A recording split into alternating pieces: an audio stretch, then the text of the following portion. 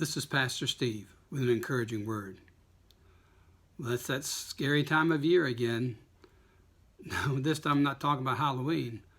I'm talking about the election. Yes, you've seen those signs, and the signs themselves are not very scary, but certainly if you have to listen to the rhetoric and the words being shared by each candidate as they describe the other person, what will happen if they're elected, well, this sounds very scary indeed. Could be the end of our country as we know it. But I'm not sure those things will happen, and I'm not sure everything is that dire. Every 4 years we have a chance to participate in the governing of our country. And while it is kind of scary, it's mainly because it's a big responsibility. And I hope you'll vote, as I intend to do so if you haven't already, in our local politics, our state politics, even the national election, making the best choices we can. And of course, as always, praying for our nation and those elected and those running to serve us. But each day we have an election of sorts. Each day we have a choice to make in many simple ways and sometimes big ways. It's whether we follow Jesus in what we're doing. It's not so much a scary thing, although again, all decisions have consequences. But we have a choice each day freely to choose what we'll do. I think of the words from Joshua, the 24th chapter. Let me read them for you. Joshua chapter 24, verses 14 through 15. Now therefore, revere the Lord. Serve him in sincerity and in faithfulness. Put away the gods of your ancestors.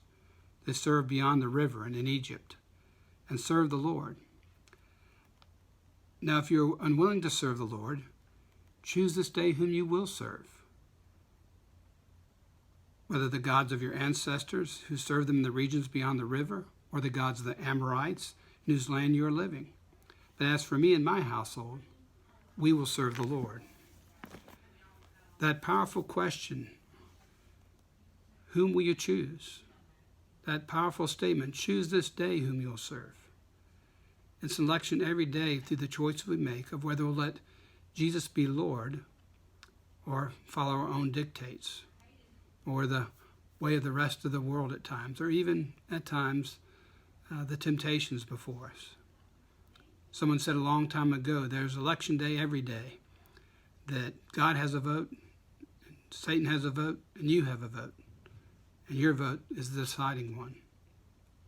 Well, again, I'm not sure everything is that stark each time, but it is true that we do have a choice to make of whom we'll serve, of whom we'll follow.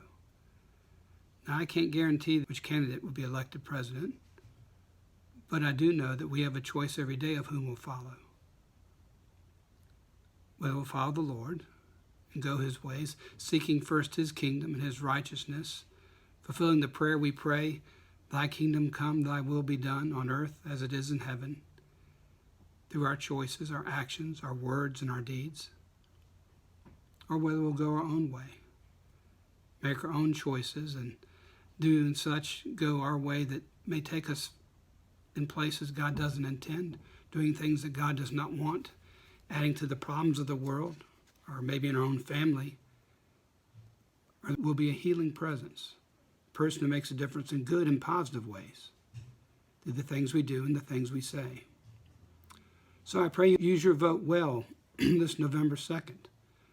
More importantly, I pray you'll use your vote every day in choosing to follow Christ. And that's an encouraging word from Pastor Steve.